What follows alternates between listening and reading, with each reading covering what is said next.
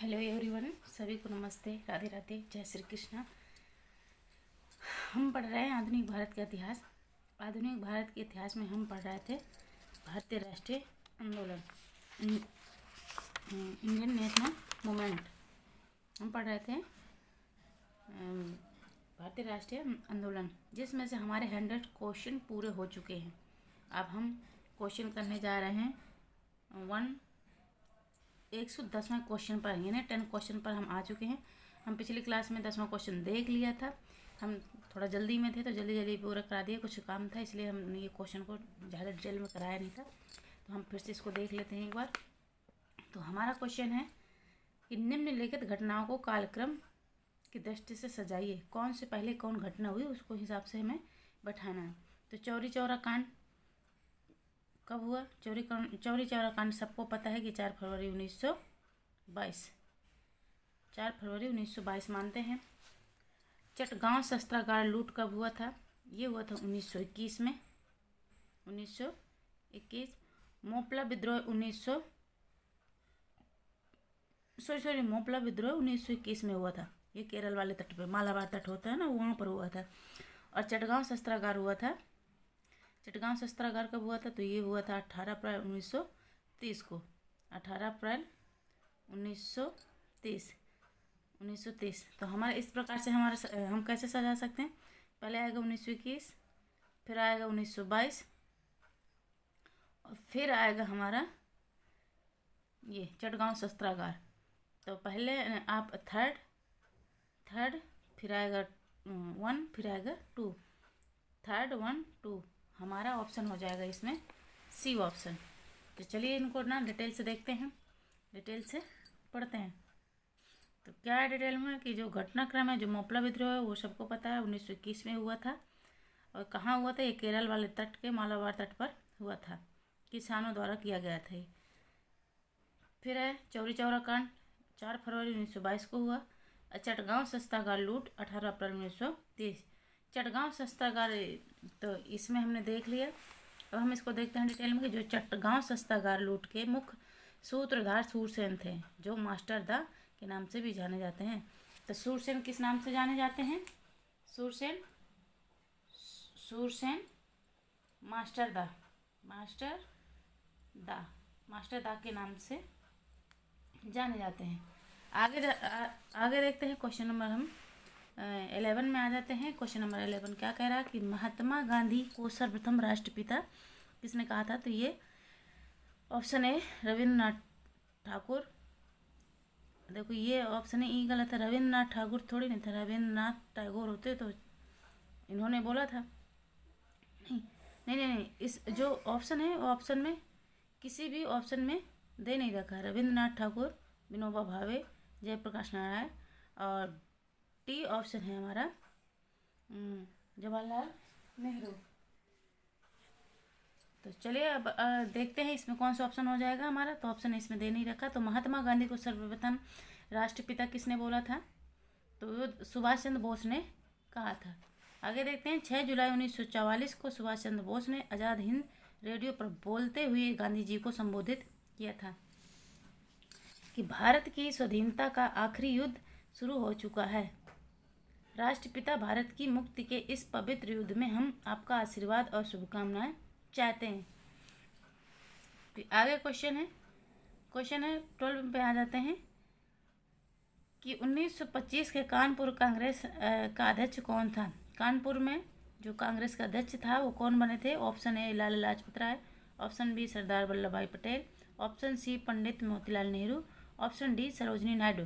तो ये 1916 के आसपास या 1925 में जो कांग्रेस का कानपुर में अधिवेशन हुआ था तो उसकी अध्यक्षता किसने करी थी? ये सरोजनी नायडू करी थी। देखते हैं इनको डिटेल में कि सरोजनी नायडू 1979 से 1949 तक प्रख्यात कवयित्री और राष्ट्रवादी नेत्री थी। 1925 में कानपुर में हुए भारतीय राष्ट्रीय कांग्रेस की 40वें वार्षिक अधिवेशन में वे कांग्रेस की प्रथम भारतीय महिला अध्यक्ष बनी। वे महात्मा गांधी की विश्वास पात्र और निष्ठावान सहयोगी थी। स्वतंत्रता संग्राम में भाग लेने पर इन्हें कई बार जेल भी जाना पड़ा। इन्होंने स्वतंत्रता संग्राम में भाग भी लिया और उन्हें कई बार जेल भी जाना पड़ा।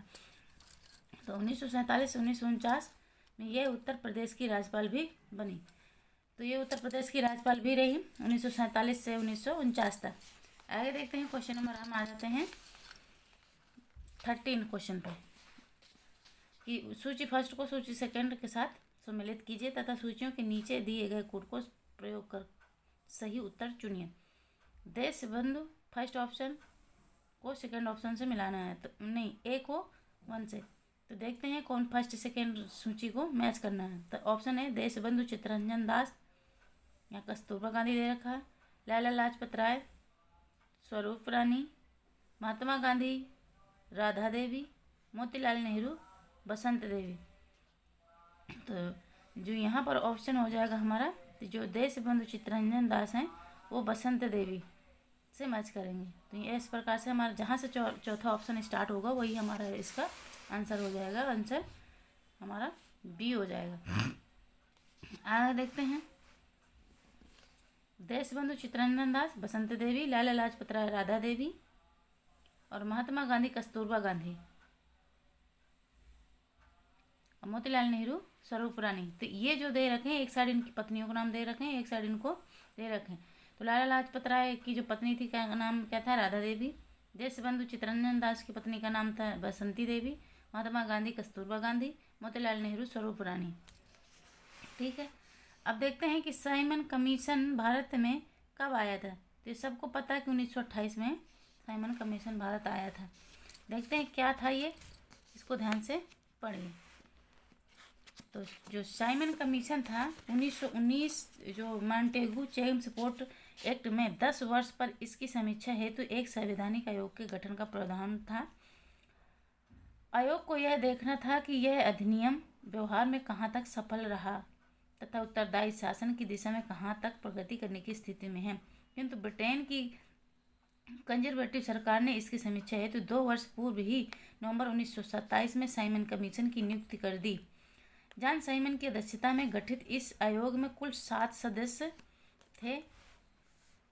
चूंकि इसमें सभी सदस्य अंग्रेज थे तथा कोई भी भारतीय इसका सदस्य नहीं था, इसलिए भारतीयों ने इसे श्वेत कमीशन कहकर इसका बहिष्कार एवं विरोध किया। साइमन कमीशन फरवरी 1928 को बम्बई पहुंचा। 3 फरवरी 1928 को कहाँ पहुंचा, बम्बई पहुंचा। आगे देखते हैं क्वेश्चन आगे क्या कह रहा है, इसको ध्यान से देखें। क्वेश्चन नंबर हमारा कौन सा है, क्वेश्चन है हमारा 15 क्वेश्चन। 15 क्वेश्चन में देखना है कि साइमन कमीशन, तो इसमें कुछ है क्या, अच्छा इसमें पेन है, क्या है कि साइमन कमीशन की नियुक्ति के लिए जिम्मेदार कौन था। Option A Lord Irwin, option B John Simon, option C Ramsay MacDonald, option D है लॉर्ड बर्केनहीड। तो यहाँ ऑप्शन हमारा डी हो जाएगा, लॉर्ड बर्केनहीड। देखते हैं डिटेल में कि साइमन कमीशन की नियुक्ति नवंबर 1927 में वायसराय लॉर्ड इरविन के समय में हुई थी। जो साइमन कमीशन की नियुक्ति कब हुई, तो लॉर्ड इरविन के समय हुई थी 1927 में। जॉन साइमन की अध्यक्षता में गठित इस आयोग में कुल 7 सदस्य थे। तो साइमन कमीशन में कुल कितने सदस्य थे, 7 थे। चूँकि इसमें सभी सदस्य क्या थे, अंग्रेज थे, कोई भी भारतीय इसका सदस्य नहीं था और इसीलिए भारतीयों ने इसे श्वेत कमीशन कहकर बहिष्कार भी किया और इसका विरोध किया। साइमन कमीशन 3 फरवरी 1928 को बम्बई पहुंचा। साइमन आयोग की नियुक्ति के समय ही अनुदार दल की सरकार में भारतीय सचिव लॉर्ड बर्केनहीड ने भारतीयों के समक्ष एक चुनौती रखी कि वे एक ऐसा संविधान बनाकर तैयार करें जो समानता भारत के सभी लोगों के लिए मान्य हो।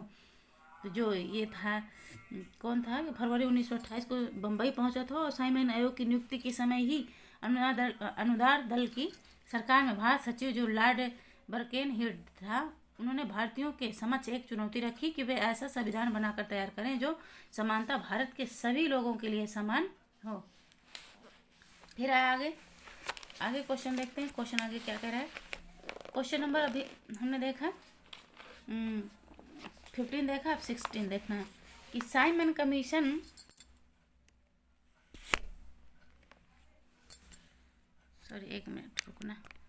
थोड़ा सा ना साफ दिखना चाहिए। साइमन कमीशन भारत कब आया था? 1928 में। 1928 में आया था। 1927 में इससे लॉर्ड इरविन के समय में इसका गठन हुआ, नियुक्ति की गई। 7 सदस्य थे इसमें। और बम्बई कब पहुँचे? तो 3 फरवरी 1928 को बम्बई पहुँच गया था। फिर आगे है कि साइमन आयोग को श्वेत आयोग भी कहा जाता है, क्योंकि इसमें इरविन के कारण किसी भारतीय को शामिल नहीं किया गया था। साइमन आयोग 1929 में पुनः भारत आया एवं वर्ष 1930 में उसने अपनी स्तुति प्रस्तुत की। इस समय स्तुति पर विचार करने के लिए लंदन में कुल 3 गोलमेज सम्मेलन आयोजित किए गए। तो इस संस्कृति पर विचार करने के लिए कितने गोलमेज सम्मेलन हुए? तो जो गोलमेज सम्मेलन हुए थे इसी पर विचार करने के लिए हुए थे। तो आगे देखते हैं कि भारत में साइमन आयोग का विरोध हुआ, जिसका विभिन्न स्थानों पर विभिन्न लोगों द्वारा विरोध का नेतृत्व किया गया। तो बम्बई में कौन किया? यूसुफ मेहर ने किया। लाहौर में कौन करा? लाहौर में लाला लाजपत राय थे। और लखनऊ से गोविंद बल्लभ पंत एवं जवाहरलाल नेहरू थे। फिर आ जाते हैं क्वेश्चन नंबर, हम आ जाते हैं 17 पर कि किसके सुझाव पर भारतीयों को साइमन कमीशन से बाहर रखा गया था? Option A Lord Reading, option B Lord Chelmsford, option C sir John Simon, option D Lord Irwin. तो लॉर्ड इरविन के समय इसका गठन हुआ था, इसलिए लॉर्ड इरविन ने किसी भी भारतीय को इसमें सम्मिलित नहीं करा था। फिर आगे देखते हैं डिटेल में कि जो लॉर्ड इरविन है, लॉर्ड इरविन के सुझावों पर भारतीयों को साइमन कमीशन से बाहर रखा गया। उल्लेखनीय है कि साइमन कमीशन वर्ष 1928 में भारत पहुंचा था। इसके विरुद्ध इसमें कोई सदस्य भारतीय न होने के कारण इस भारत में व्यापक विरोध प्रदर्शन हुआ और इसी के कारण गोलमेज सम्मेलन हुए। 3 गोलमेज सम्मेलन हुए साइमन कमीशन के चक्कर में। फिर 18 इंग्लैंड में सार्वजनिक तौर पर वितरित करने के लिए 1930 की साइमन कमीशन की रिपोर्ट की पहले भाग की चर्चा का विषय था। तो जो इंग्लैंड में सार्वजनिक तौर पर जो वितरित करने के लिए 1930 की जो साइमन कमीशन की रिपोर्ट थी, उसमें पहले भाग की चर्चा का विषय क्या था ये बता। ऑप्शन ए उद्योग, ऑप्शन बी व्यापार, ऑप्शन सी कृषि, ऑप्शन डी संवैधानिक प्रगति। तो अगर पूछा जाए कि जब इंग्लैंड में सार्वजनिक तौर पर वितरित करने के लिए जो 1930 में साइमन कमीशन की रिपोर्ट प्रस्तुत की, उसमें पहला विषय कौन था जिसमें चर्चा हुई? तो वो था संवैधानिक प्रगति, यानी संविधान के बारे में। तो आ देखते हैं कि जो ये इंग्लैंड में सार्वजनिक तौर पर वितरित करने के लिए वर्ष 1930 की साइमन कमीशन की रिपोर्ट की पहले भाग की चर्चा का विषय संवैधानिक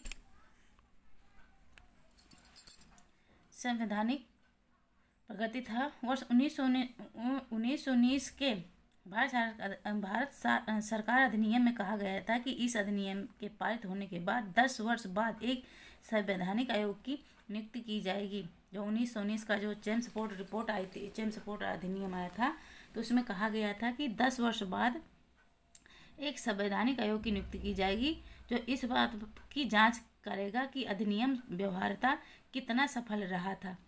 भारत उत्तरदायी शासन की दिशा में कहाँ तक प्रगति करने की स्थिति में है। आयोग की नियुक्ति 10 वर्ष बाद की जानी थी, किंतु तत्कालीन कंजर्वेटिव सरकार ने 2 वर्ष पूर्व ही साइमन आयोग की नियुक्ति कर दी। फिर आगे है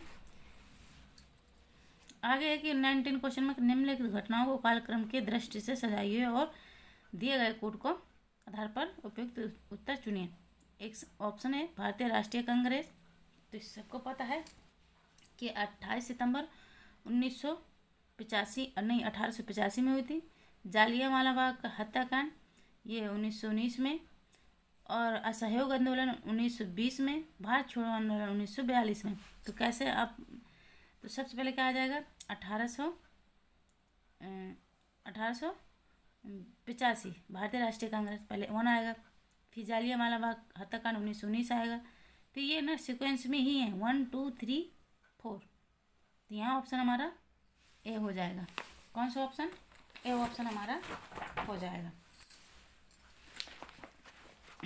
फिर आगे देखते हैं, आगे क्वेश्चन क्या है हमारा। आगे क्वेश्चन है कि इसका हमने देख लिया। अब हम देखेंगे डिटेल में महत्वपूर्ण तथ्यों को देखेंगे कि जो कांग्रेस की स्थापना के समय वायसराय लॉर्ड डफरिन थे। जब कांग्रेस की स्थापना हुई थी उस समय कौन थे? वायसराय लॉर्ड डफरिन थे। कौन थे? लॉर्ड डफरिन थे। फिर है जालियांवाला बाग हत्याकांड के समय पंजाब का जो लेफ्टिनेंट गवर्नर था वो कौन था? जनरल ओ डायर था। जनरल ओ डायर के आदेश पर ही तो गोली चला दी गई थी जालियांवाले बाग में। फिर है कि जो असहयोग आंदोलन के समय भारत का जो वायसराय था वो कौन था? Lord Chelmsford. अब भारत छोड़ो आंदोलन के समय भारत का वायसराय लॉर्ड लिनथगो थे। तो ऐसे याद करना है, याद रखना है इनको कि जब कांग्रेस की स्थापना हुई उस टाइम पे वायसराय कौन था? लॉर्ड डफरिन थे। जालियांवाला बाग हत्याकांड के टाइम जनरल डायर थे। असहयोग आंदोलन के टाइम पर कौन थे? लॉर्ड चेम्सफोर्ड थे। और भारत छोड़ो आंदोलन के समय भारत के वायसराय कौन थे? लॉर्ड लिनथगो थे। आगे क्वेश्चन है, क्वेश्चन नंबर हमारा 20 पर आ जाते हैं। 20 क्वेश्चन क्या कह रहा है उसको देखो कि 1920 20 क्वेश्चन में कि निम्नलिखित आंदोलनों को सही कालक्रम सजाइए। सविनय अवज्ञा आंदोलन 1930, फिर खिलाफत आंदोलन 1919, और फिर है असहयोग आंदोलन 1930। नहीं, असहयोग आंदोलन 1920, ये है 30। सविनय अवज्ञा आंदोलन 1930 और ये 1920 और भारत छोड़ो आंदोलन 1942। तो कैसे आएगा? सबसे पहले 2 ऑप्शन आएगा, 2 नंबर आएगा। नहीं, खिलाफत आंदोलन, हाँ पहले खिलाफत आंदोलन आएगा तो पहले 2 आएगा, 2 के बाद फिर क्या आएगा? ये भारत छोड़ो आंदोलन 1942 में आया था, 1942 में, ये 1919 में, ये 1922 से नहीं सॉरी हाँ 1920 में, 1920, और ये आया 1930 में। तो कैसे इसको मैच करेंगे? हम पहले खिलाफत आंदोलन रखेंगे, फिर रखेंगे हम असहयोग आंदोलन, ये तीसरा नंबर हमारा आ जाएगा असहयोग आंदोलन 1920, फिर आएगा सविनय आंदोलन, फिर आएगा ये। तो देखते हैं कौन कौन सा पहले आएगा, कौन सा 2 ऑप्शन। ये हो गया 200, तो ये शुरू हो रहा है, फिर इसके बाद इसने 4 रख दिया है, 4 थोड़ी ना होगा, यहाँ पर तो 3 होगा। तो यहाँ ऑप्शन ही गलत है, ऑप्शन गलत है। आप इस प्रकार से देख सकते हो, ऑप्शन गलत है, देख लो। खिलाफत आंदोलन 1919, असहयोग आंदोलन 1920, अब सविनय आंदोलन 1930, भारत छोड़ो आंदोलन 1942। तो आता सही क्रम क्या होगा? 2 3 1 4। क्या होगा? 2 3 1 4। अब देखते हैं 1916 में जो Akhil Bharatiya home rule league की स्थापना किसने की थी? श्रीमती एनी बेसेंट ने। जो अखिल भारतीय होम रूल की स्थापना किसने की थी 1916 में? तो ये एनी बेसेंट ने की थी। पहले भी क्वेश्चन में हमने देखा है। तिलक की होम रूल लीग 28 अप्रैल 1916 को स्थापित के 5 महीने बाद सितंबर 1916 में एनी बेसेंट ने आयरलैंड की तर्ज पर Akhil Bharatiya home rule league स्थापित की थी। पहले किसने करा? तिलक ने करा 28 अप्रैल को। फिर उसी 5 महीने के बाद सितंबर में किसने कर दिया? अखिल भारतीय होम रूल, तो ये एनी बेसेंट ने कर दिया। फिर एनी बेसेंट ने जॉर्ज अरुंडेल को अपने होम रूल लीग का सचिव बनाया। किसको? जॉर्ज अरुंडेल को, तथा अडयार मद्रास में इसका मुख्यालय स्थापित कर दिया। तो इसका मुख्यालय कहाँ था? अडयार यानी मद्रास में। फिर आगे महत्वपूर्ण तथ्यों में देखते हैं कि एनी बेसेंट के सहयोगियों में बीपी वाडिया तथा सीपी रामास्वामी अय्यर प्रमुख थे। फिर एनी बेसेंट के लीग का स्वरूप अखिल भारतीय था। 15 जून 1917 को एनी बेसेंट तथा उनके 2 सहयोगियों जीएस अरुंडेल और बीपी वाडिया को गिरफ्तार कर लिया गया। 15 जून 1917 को जो एनी बेसेंट के सहयोगी थे उनको बीपी वाडिया और जीएस अरुंडेल को क्या कर दिया गया? गिरफ्तार कर लिया गया। फिर इस गिरफ्तारी के विरोध में एस सुब्रमण्यम अय्यर ने अपनी नाइटहुड की उपाधि त्याग दी। कौन सी? नाइटहुड की। फिर आगे क्वेश्चन है, क्वेश्चन देखते हैं हम 22 पर। दक्षिण अफ्रीका से लौटने के पश्चात महात्मा गांधी ने किस संगठन की सदस्यता ग्रहण की थी?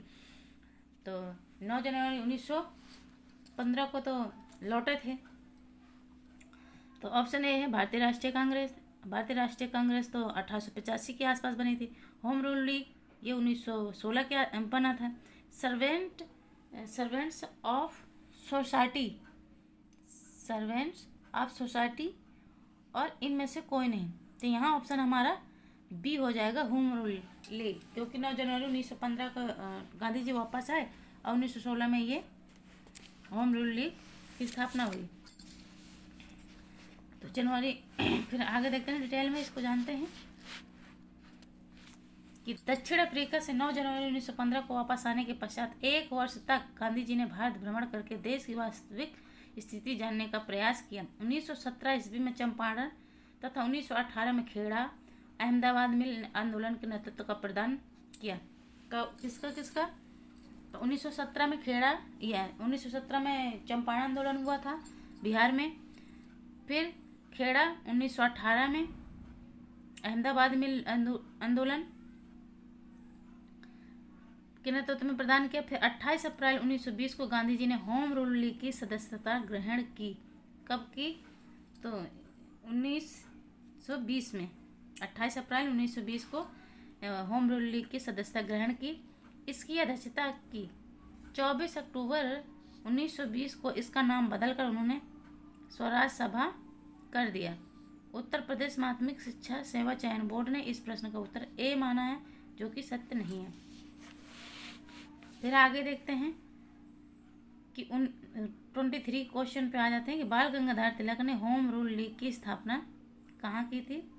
Option A Poona, option B Bombay, option C Delhi, option D Poona में।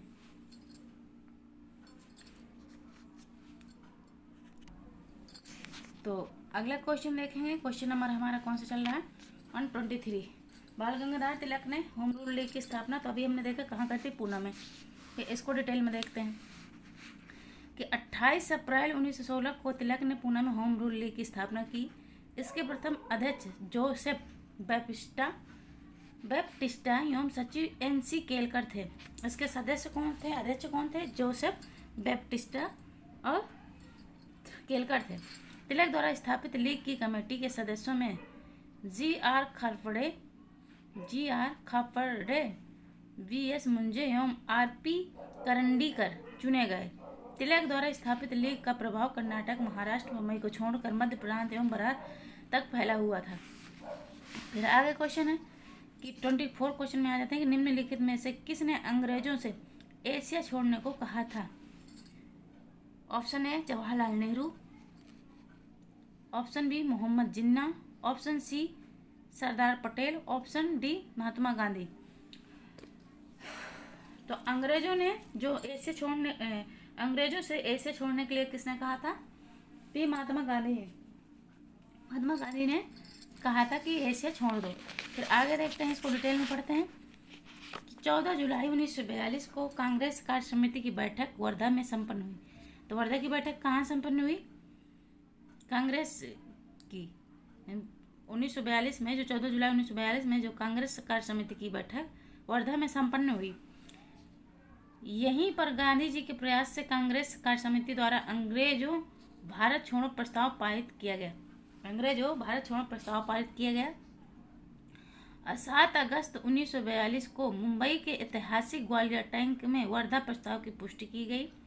गांधी जी का यह मानना था कि यदि अंग्रेज भारत यानी एशिया में स्थित यह भूमि छोड़ दें तो यहाँ की सभी समस्याओं का समाधान अपने आप हो जाएगा। 8 अगस्त 1942 को थोड़े बहुत संशोधन के बाद अंग्रेजों के विरुद्ध भारत छोड़ो आंदोलन प्रारंभ करने की घोषणा की गई। फिर 9 अगस्त को भारत छोड़ो आंदोलन आरंभ हुआ। तो 9 अगस्त 1942 को भारत छोड़ो आंदोलन आरंभ हो गया। फिर 9 अगस्त 1942 को भारत छोड़ो आंदोलन शुरू होते ही ब्रिटिश सरकार ने कांग्रेस के सभी उच्च स्तरीय नेताओं को ऑपरेशन जीरो आवर के तहत गिरफ्तार कर लिया। किसके तहत? अगर पूछे कि जब 1942 का भारत छोड़ो आंदोलन प्रारंभ हो गया तो उस समय जो अंग्रेज या ब्रिटिश सरकार ने कांग्रेस के सभी जो उच्च स्तरीय नेता थे उन्हें किसके तहत गिरफ्तार कर लिया था? तो वो ऑपरेशन जीरो के तहत गिरफ्तार कर लिया। फिर 8 अगस्त 1942 को अखिल भारतीय कांग्रेस कमेटी की बैठक में गांधी जी ने करो या मरो का नारा दिया। तो ये जो करो या मरो का नारा दिया था तो भारत छोड़ो आंदोलन के टाइम पर ही गांधी जी ने दिया था, जब कांग्रेस के 1942 में अखिल भारतीय कांग्रेस कमेटी की बैठक में। फिर आगे आते हैं कि इसका आशय यह था कि हम, क्या था इसका आशय?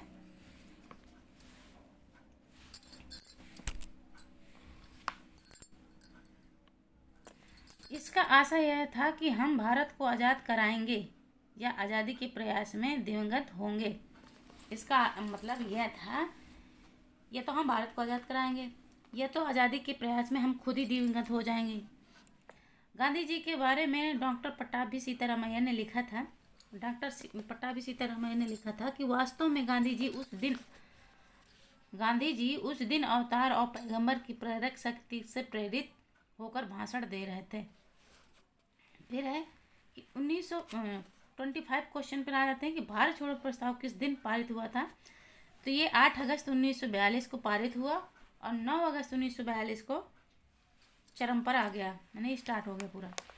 आगे देखते हैं कि 7 अगस्त 1942 को बम्बई के ऐतिहासिक ग्वालियर टैंक में अखिल भारतीय कांग्रेस कमेटी की वार्षिक बैठक हुई, जिसमें वर्धा प्रस्ताव भारत छोड़ो की पुष्टि की गई। थोड़े समय संशोधन के बाद 8 अगस्त 1942 को प्रस्ताव स्वीकार कर लिया गया और भारत के स्वतंत्रता संग्राम के तहत अंग्रेजों के विरुद्ध भारत छोड़ो आंदोलन प्रारंभ करने की घोषणा की गई। 9 अगस्त 1942 को भारत छोड़ो आंदोलन आरंभ हो गया। फिर है क्वेश्चन नंबर 26 पे आ जाते हैं कि निम्नलिखित में से किसे भारत छोड़ो आंदोलन के दौरान गिरफ्तार कर अहमदनगर किले में नहीं रखा गया था? कौन ऐसा था जिसे अहमदनगर के किले में नहीं रखा गया?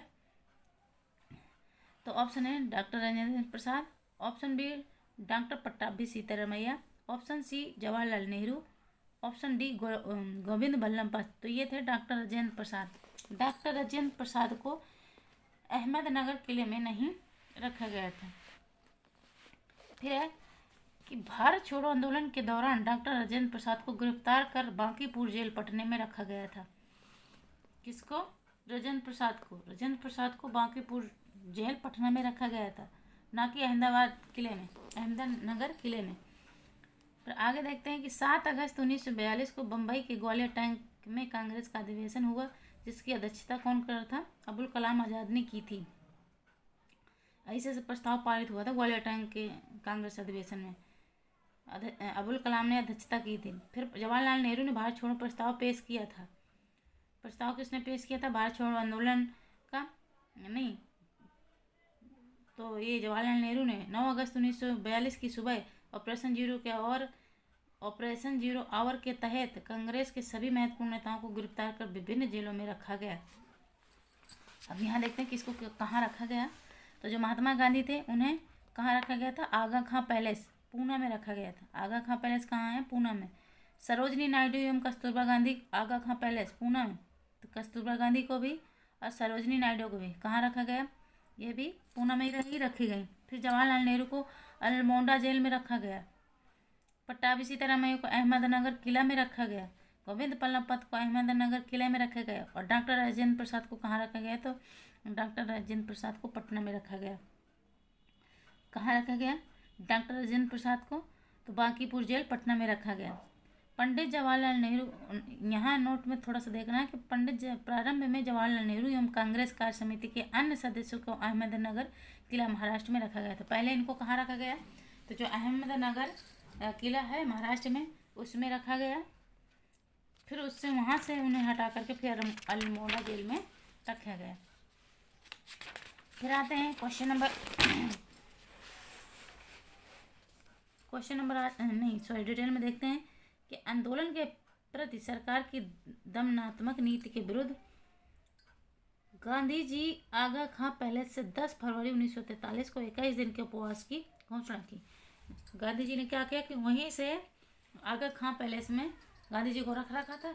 तो गांधी जी ने क्या किया कि 10 फरवरी 1943 को 21 दिन का उपवास की घोषणा कर दी कि कोई भी खाना नहीं खाएगा, उपवास रखेगा। गांधी जी की रिहाई के विरोध में ब्रिटिश प्रधानमंत्री चर्चिल ने घोषणा की कि जब दुनिया में हम हर गांधी जी की रिहाई के विरोध में ब्रिटिश प्रधानमंत्री चर्चिल, जब 1942 में भारत छोड़ो आंदोलन चल रहा था तो उस समय जो ब्रिटिश के प्रधानमंत्री थे वो कौन थे? चर्चिल थे। तो चर्चिल ने घोषणा की कि जब दुनिया में हम हर कहीं जीत रहे हैं तो ऐसे वक्त में हम एक कमबख्त बुढ़े के सामने कैसे झुक सकते हैं। क्या बोले थे चर्चिल ने?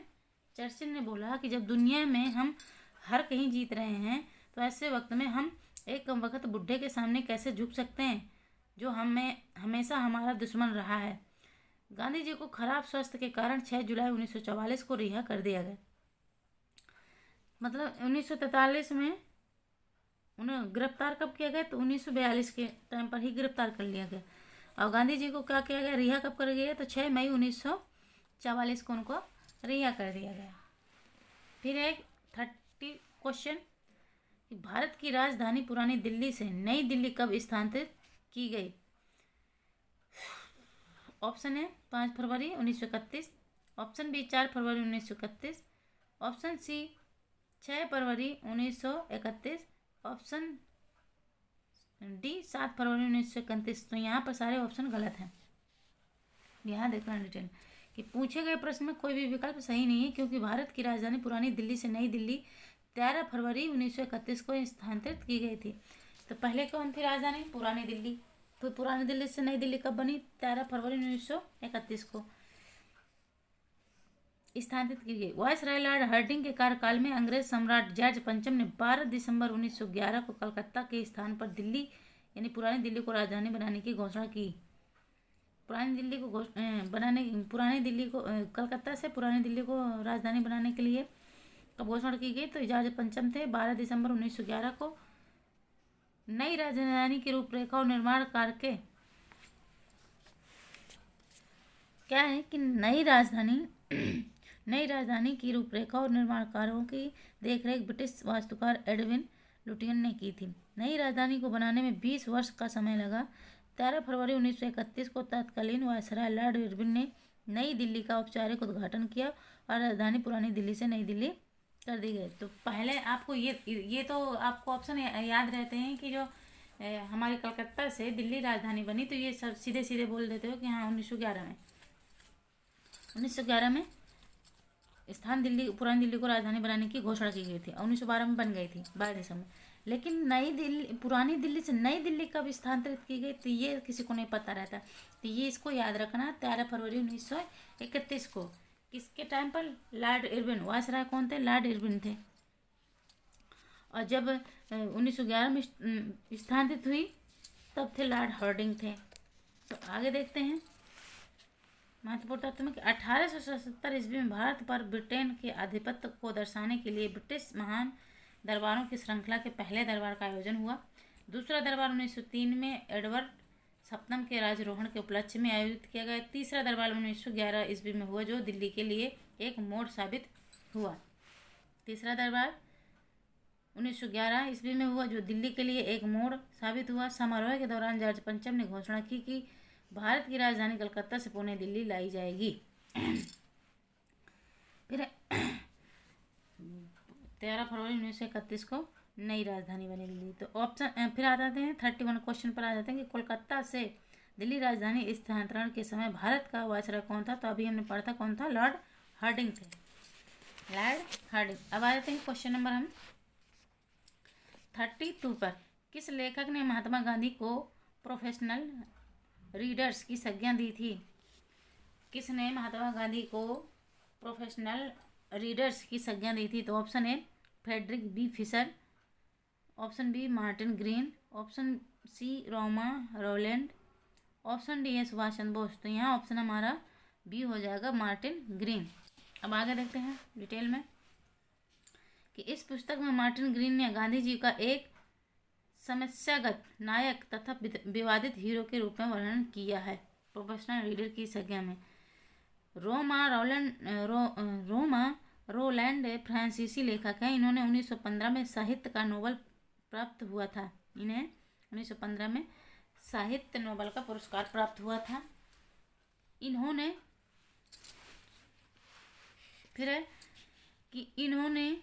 महात्मा गांधी जीवन और दर्शन नामक पुस्तिका लिखी। इन्होंने महात्मा गांधी जीवन और दर्शन नामक पुस्तक लिखी। तो किसने लिखी? तो रोमा रोलैंड फ्रांसीसी लेखक हैं जिन्होंने महात्मा गांधी जीवन और दर्शन नामक एक पुस्तक लिखी थी। फिर है कि फ्रेडरिक बोहन फिशर का जन्म अमेरिका के पेंसिल्वेनिया राज्य में 1882 में हुआ था। ये एक बिशप के रूप में कलकत्ता में आए। ये महात्मा गांधी और रविंद्रनाथ टैगोर से काफ़ी प्रभावित थे, फ्रेडरिक बी फिशर। फिर आगे देखते हैं, क्वेश्चन नंबर आ जाते हैं हम 33 पर। भारतीय पूंजीपतियों द्वारा निम्नलिखित में से किस राष्ट्रीय आंदोलन को समर्थन दिया गया था?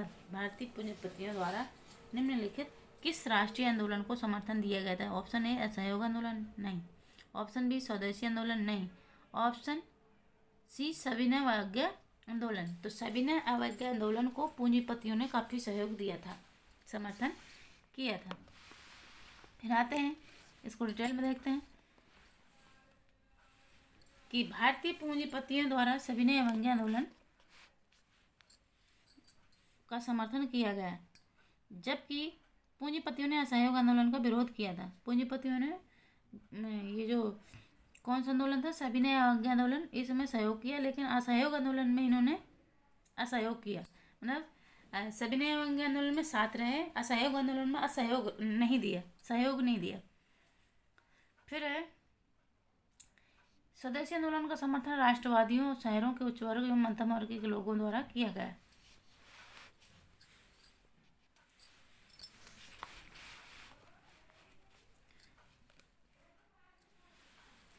फिर है कि स्वदेशी आंदोलन में बहुसंख्यक मुसलमानों ने, विशेषकर खेतिहर मुसलमानों ने इसमें भाग नहीं लिया। स्वदेशी आंदोलन में कौन? जो खेतिहर थे, मुसलमान थे, इसमें भाग नहीं लिए थे। फिर स्वदेशी आंदोलन बंगाल के किसानों को प्रभावित नहीं कर सका, केवल वारिद साल ही इसका अपवाद रहा। फिर सविनय अवज्ञा आंदोलन के दौरान बच्चों ने वानर सेना तथा लड़कियों ने मजेरी सेना का गठन किया। सविनय अवज्ञा के दौरान बच्चों ने क्या किया? वानर सेना, और लड़कियों ने मजेरी सेना का गठन किया। फिर आ जाते हैं क्वेश्चन नंबर 34 पर। 34 हमारा क्वेश्चन क्या कह रहा है, उसको ध्यान से देखना है आपको कि अब हमें खुलेआम बगावत कर देश को विदेशी शासन से मुक्त करना है। और साथियों, मैं आपका और अपने सभी देशवासी भाइयों और बहनों को इसमें शामिल होने के लिए आह्वान करता हूँ। निम्नलिखित में से किसने यह घोषणा की थी? Option A Pandit Jawaharlal Nehru, option B M N. Roy, option C Jayaprakash Narayan, option D Subhash Chandra Bose. तो ये थे सुभाष चंद्र बोस। कौन थे? सुभाष चंद्र बोस। आगे देखते हैं,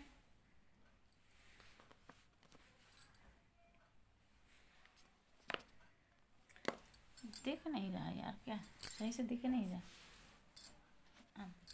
तो उक्त कथन सुभाष चंद्र बोस का है। 21 अक्टूबर 1943 को सुभाष चंद्र बोस ने आज़ाद हिंद फौज के सर्वोच्च सेनापति की हैसियत में सिंगापुर में स्वतंत्र भारत की अस्थायी सरकार की स्थापना की थी। पहले भी पढ़ा था, कब करी थी?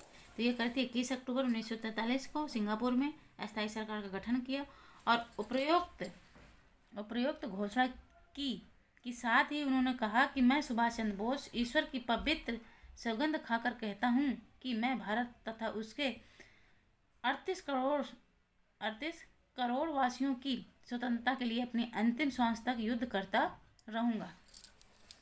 अन्य महत्वपूर्ण तथ्य में देखते हैं। अन्य महत्वपूर्ण तथ्य क्या कह रहे हैं कि सुभाष चंद्र बोस ने 1939 ईस्वी में कांग्रेस से इस्तीफा दे दिया, फिर फॉरवर्ड ब्लॉक की स्थापना करी। 1939 में इस्तीफा दे दिया, फॉरवर्ड ब्लॉक की स्थापना करी। फिर 26 जनवरी 1941 ईस्वी को पठान जियाउद्दीन के बेस में वे घर से बाहर निकल गए और 21 जनवरी 1941 को काबुल पहुंचे। तो सुभाष चंद्र बोस 26 जनवरी 1941 को पठान जियाउद्दीन के बेस में वे घर से बाहर निकल गए 1941 में, और 21 जनवरी 1941 को काबुल पहुंचे। सुभाष चंद्र बोस ने सिंगापुर में दिल्ली चलो और तुम मुझे खून दो मैं तुम्हें आज़ादी दूंगा का नारा भी दिया था। देखा सुभाष चंद्र बोस ने क्या क्या किया? सुभाष चंद्र बोस ने दिल्ली चलो का नारा कब दिया? सिंगापुर में दिया। तुम मुझे खून दो मैं तुम्हें आज़ादी दूंगा, कब बोला? सिंगापुर में बोला। फिर अगर पूछ ले कि करो या मरो का नारा किसने दिया? गांधी जी ने दिया। कब दिया? जब 1942 का भारत छोड़ो आंदोलन चल रहा था। फिर आगे क्वेश्चन है, यंग इंडिया पुस्तक के लेखक कौन है? Option A Bipin Chandra Pal, option B Surendra Nath Banerjee, option C Aurobindo Ghosh, option D Lala Lajpat Rai. तो जो यंग इंडिया पुस्तक के लेखक हैं वो कौन है? सुरेंद्र नाथ बनर्जी। आगे देखते हैं, यंग इंडिया पुस्तक के लेखक लाला लाजपत राय थे। इसी पुस्तक में उन्होंने कांग्रेस की स्थापना संबंधी सेफ्टी वाल्व का सिद्धांत भी प्रस्तुत किया था। तो अगर पूछे कि सेफ्टी वाल्व का सिद्धांत किसने प्रस्तुत किया था, तो सुरेंद्र नाथ बनर्जी ने पेश किया था और कहा था कि भारतीय राष्ट्रीय कांग्रेस की स्थापना का मुख्य कारण यह था कि इसमें संस्थापकों की उत्कंठा ब्रिटिश साम्राज्य को छिन्न भिन्न होने से बचाने को थी। फिर है जालियांवाला बाग, 36 क्वेश्चन। जालियांवाला बाग हत्याकांड के समय भारत का वायसराय था। जब जालियांवाला बाग हत्याकांड हुआ था उस टाइम कौन था? तो यहाँ पर जालियांवाला बाग हत्याकांड लॉर्ड चेम्सफोर्ड। कौन थे? Lord Chelmsford, option D. देखते 13 अप्रैल 1919 को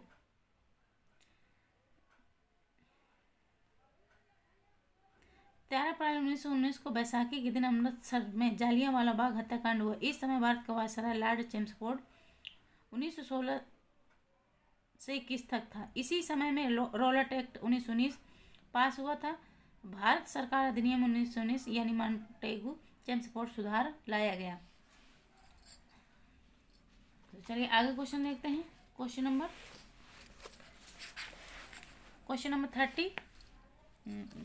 37 पर आ जाते हैं। 37 क्वेश्चन क्या कर रहा है उसको ध्यान से देखना है। ये जालियांवाला बाग नरसंहार के समय भारत में वायसराय कौन थे? तो अभी देखा हमने कौन थे? Lord Chelmsford. फिर है क्वेश्चन नंबर 38 आ जाते हैं। 38 क्या कह रहा है? ये जालियांवाला बाग की दुर्घटना कब हुई? तो ये थी 13 अप्रैल 1919 को। कब? 13 अप्रैल 1919 को। फिर जालियांवाला बाग हत्याकांड की जांच के लिए बनाई गई समिति का नाम क्या था? साइमन कमीशन, हाँ, हंटर कमीशन, ये रेमंड कमीशन या लेनेथगो कमीशन। तो ये था हंटर कमीशन। हंटर कमीशन आयोग आया था इस जांच की समिति के लिए। ब्रिटिश सरकार की व्यवस्था ने जालियांवाला बाग हत्याकांड की जांच हेतु अक्टूबर 1919 को लॉर्ड हंटर की अध्यक्षता में एक आयोग की स्थापना की। इस आयोग में 8 सदस्य थे जिसमें 5 अंग्रेज और 3 भारतीय थे। हंटर कमेटी ने मार्च 1920 ईस्वी में अपनी रिपोर्ट प्रस्तुत की। तो हंटर कमीशन कब आया? तो 1920 में अपनी रिपोर्ट प्रस्तुत की। कमेटी ने संपूर्ण प्रकरण पर लीपापोता करने का प्रयास किया। जो कमेटी थी वो कमेटी ने संपूर्ण प्रकरण पर क्या किया? लीपापोता करने का प्रयास किया। पंजाब के गवर्नर को निर्दोष घोषित किया गया। इसमें क्या किया गया? जो पंजाब का गवर्नर था, अभी हमने पीछे उसमें देखा ना, तो कौन था पंजाब का गवर्नर? देखा था अभी कौन था पंजाब का गवर्नर? तो पंजाब का गवर्नर कौन था? वो था जनरल ओ डायर, क्योंकि जनरल ओ डायर के आदेश पर ही तो गोली चलाई थी। तो पंजाब का गवर्नर कौन था? General O'Dyer. तो उसको क्या किया गया? उसको निर्दोष घोषित कर दिया गया। समिति ने डायर पर दोषों का हल्का बोझ डालते हुए कहा कि डायर ने कर्तव्य को गलत समझते हुए जरूरत से ज़्यादा बल प्रयोग किया, परंतु जो कुछ किया निष्ठा से किया। देखा क्या बोले? फिर आते हैं 40 क्वेश्चन पे। निम्नलिखित में से कौन सी उपाधि का परित्याग रविंद्रनाथ टैगोर द्वारा किया गया था? नाइटहुड। ये सबको पता है, नाइटहुड की उपाधि त्यागती थी जब ये जालियांवाला बाग हत्याकांड हुआ था। उस टाइम में नाइटहुड की उपाधि को त्याग दी। फिर आगे है कि 13 अप्रैल 1919 को जालियांवाला बाग नरसंहार की हृदय विदारक घटना के बाद रविंद्रनाथ टैगोर ने ब्रिटिश सरकार द्वारा प्रदान की गई नाइटहुड की उपाधि, ब्रिटिश सरकार ने इनको नाइटहुड की उपाधि दी थी। लेकिन जैसे ही जालियांवाला बाग हत्याकांड हुआ उस टाइम पर उन्होंने अपनी नाइटहुड की उपाधि को त्याग दिया। पंजाब के 2 लोकप्रिय नेताओं डॉक्टर सैफुद्दीन किचलू और डॉक्टर सत्यपाल की गिरफ्तारी और ब्रिटिश दमन का विरोध करने के लिए 13 अप्रैल 1919 को बैसाखी के दिन अमृतसर के जालियांवाला बाग में एक सार्वजनिक सभा बुलाई गई थी। किसके खिलाफ? जो पंजाब के दो लोकप्रिय नेता थे, डॉक्टर सैफुद्दीन किचलू और डॉक्टर सत्यपाल की गिरफ्तारी के खिलाफ और ब्रिटिश दमन का विरोध करने के लिए 13 अप्रैल 1919 को बैसाखी के दिन अमृतसर के जालियांवाला बाग में एक सार्वजनिक सभा बुलाई गई थी। निहत्थी भीड़ पर जनरल डायर ने गोलियां चला दी। सरकारी आकलन के अनुसार 379 लोग मारे गए थे, तथापि गैर सरकारी अनुमानों के अनुसार यह संख्या कहीं अधिक थी।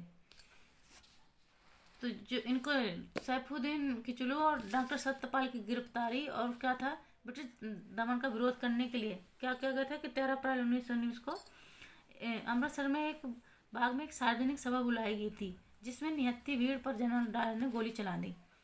फिर है क्वेश्चन नंबर 41 पर आ जाते हैं कि जालियांवाला बाग नरसंहार के विरोध स्वरूप निम्नलिखित में से किसने नाइटहुड का सम्मान परित्याग किया था? अभी देखा हमने, कौन? रविंद्रनाथ टैगोर ने।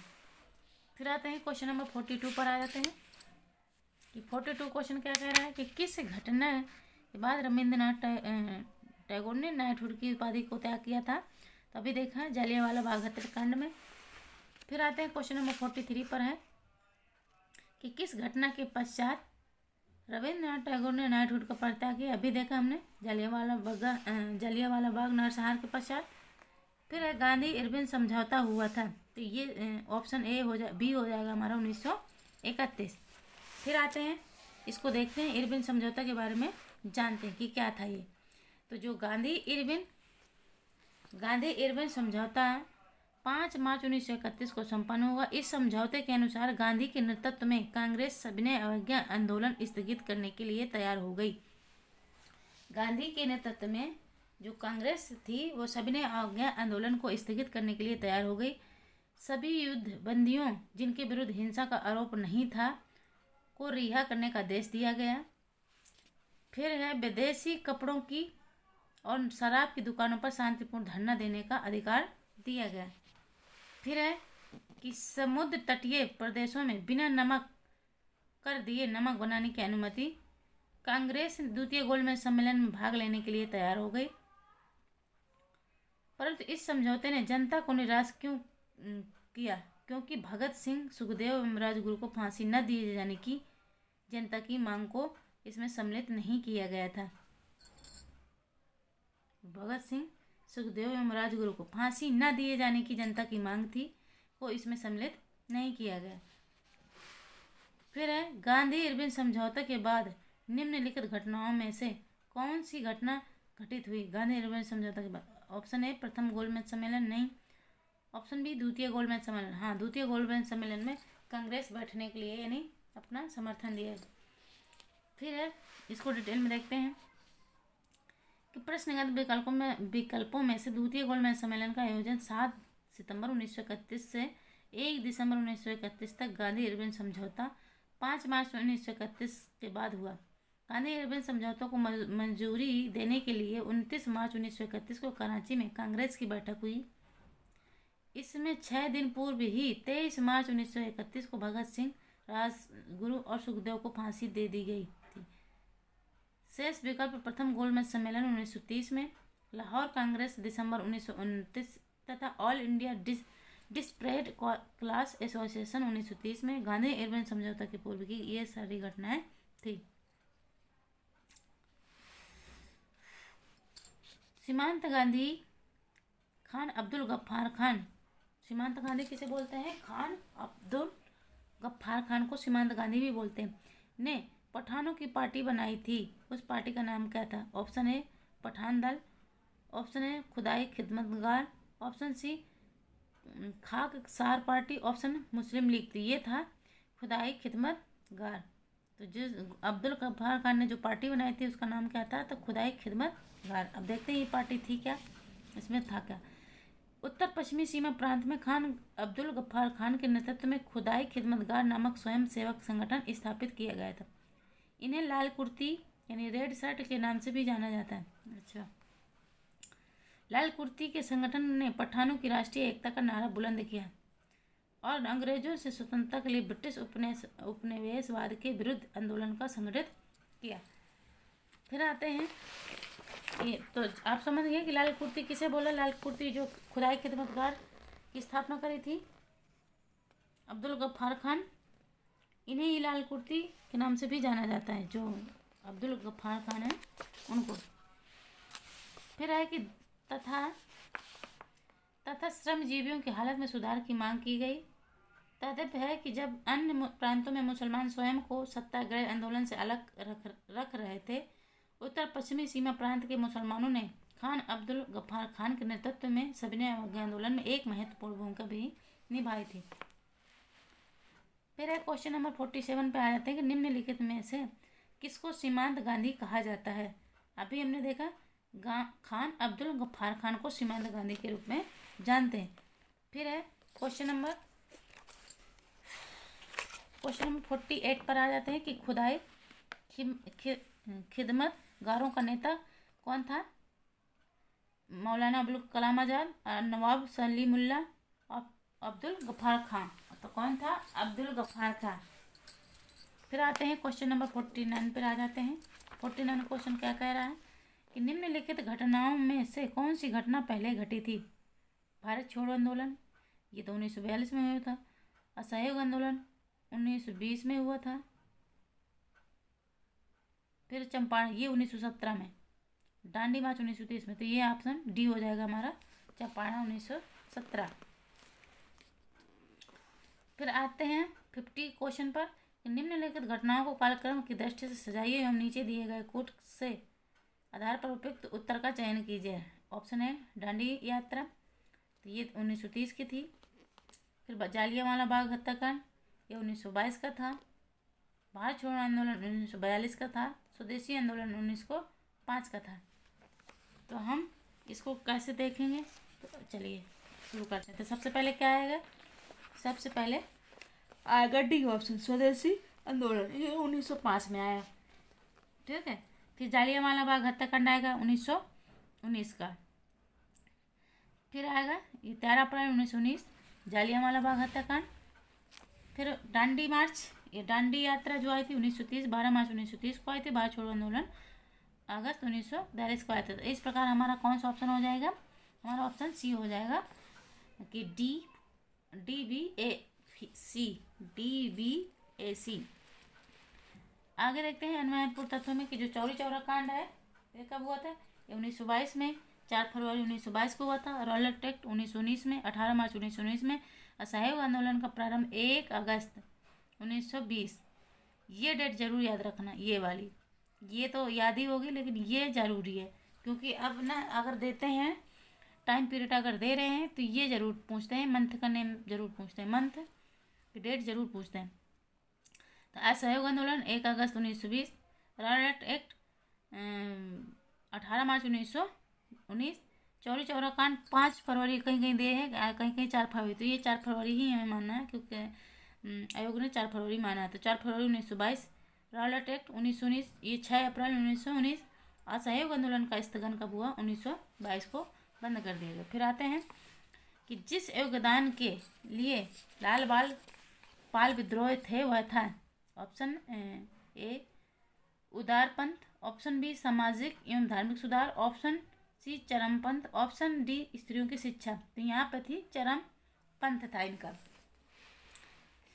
आगे देखते हैं डिटेल में कि 4 प्रमुख कांग्रेसी नेताओं लाला लाजपत राय, बाल गंगाधर तिलक, बिपिन चंद्र पाल, ये 3 नेता क्रमशः लाल बाल पाल के रूप में प्रसिद्ध हैं। और अरविंद घोष ने कांग्रेस के भीतर उग्रवादी दल का नेतृत्व किया था। अरविंद घोष भी थे। 1906 क्या कह रहे हैं? 1906 के बाद भारतीय राजनीति में कांग्रेस के भीतर उग्रवादी दल के उदय के साथ साथ देश में क्रांतिकारी उग्रवादी दलों का भी आविर्भाव हुआ। तो ये उग्रवादी दल के थे लाल बाल पाल। और इसके अध्यक्ष कौन थे? कांग्रेस के भीतर उग्रवादी दल का नेतृत्व कौन कर रहा था? तो अरविंद घोष कर रहे थे। फिर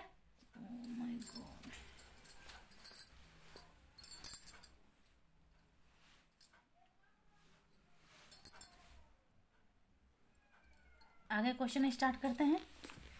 क्वेश्चन है, इसको डिटेल में हम आज पढ़ लेते हैं, फिर हम अपने क्वेश्चन को ख़त्म करेंगे। तो कौन थे 4 प्रमुख कांग्रेसी नेता? लाला लाजपत राय, ये हमने देख लिया।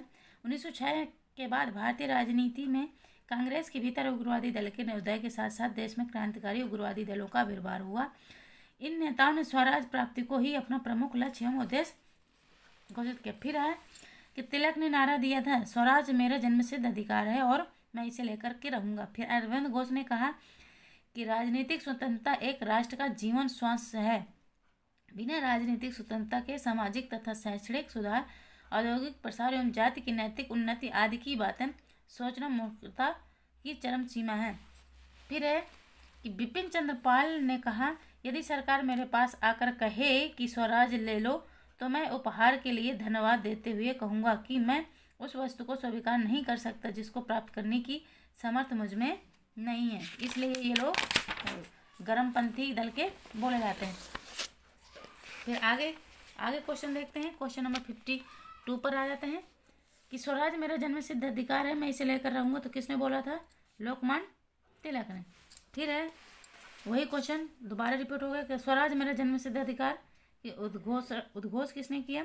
यही थे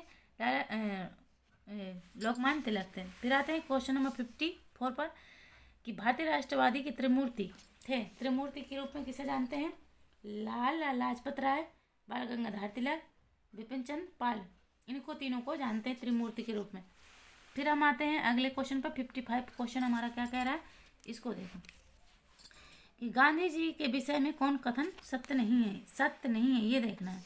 क्या नहीं है? सत्य नहीं। गांधी जी ने लंदन में अपने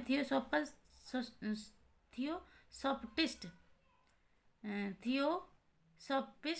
मित्रों के आग्रह पर गीता का अध्ययन किया था। ऑप्शन बी, उन्होंने गीता दर्शन नामक पुस्तक का प्रकाशन किया। ऑप्शन सी, वह गीता को गीता माता कहते थे। ऑप्शन डी है, वह अपनी समस्त समस्याओं का समाधान गीता में खोजते थे। तो नहीं, ऑप्शन हमारा यहाँ पर बी हो जाएगा, उन्होंने गीता दर्शन नामक पुस्तक का सृजन भी किया था। तो किसने लिखा गीता दर्शन? तो ये महात्मा गांधी ने लिखा था। फिर आ गए कि महात्मा गांधी ने हिंद स्वराज और सत्य के मेरे प्रयोग पुस्तक की रचना की। किसकी की थी? हिंद स्वराज महात्मा गांधी, सत्य के मेरे प्रयोग, और उन्होंने इंडियन ओपिनियन यंग इंडिया का संपादन किया था। यंग इंडिया का रचना नहीं करे थे इन्होंने, लिखा नहीं था। यंग इंडिया तो सुरेंद्रनाथ बनर्जी ने लिखा था। फिर है गांधी जी ने सत्य अहिंसा और सत्याग्रह पर जोर दिया। भारत में सत्याग्रह का प्रथम प्रयोग गांधी जी ने 1917 के चंपारण आंदोलन में किया था। आगे क्वेश्चन नहीं, इसी को डिटेल में पढ़ लेते हैं, फिर हम अपना टॉपिक खत्म करते हैं। अन्य महत्वपूर्ण तत्वों में क्या है कि स्वदेशी आंदोलन 1905 के प्रमुख नेताओं में से एक अरविंद घोष ने एसेज ऑन द गीता और बाल गंगाधर तिलक ने अपने मांडले प्रवास के दौरान गीता रहस्य पुस्तक लिखी थी। तो अरविंद घोष ने एसेज ऑन द गीता लिखा और बाल गंगाधर तिलक ने क्या लिखा? गीता रहस्य लिखे। और गीता दर्शन महात्मा गांधी ने। चलिए, तो हमारे क्वेश्चन यहीं ख़त्म होते हैं, अपनी क्लास को यहीं ख़त्म करते हैं। तो thank you, all the best, अपना ख्याल रखें, पढ़ते रहें। पेपर एलटी ग्रेड का नज़दीक है, मैं से जितना कोशिश हो रही है मैं आप लोगों को प्रोवाइड कर रही हूँ। क्लास ज़रूर देखा करें। तो थैंक यू, धन्यवाद, बाय बाय, टेक केयर।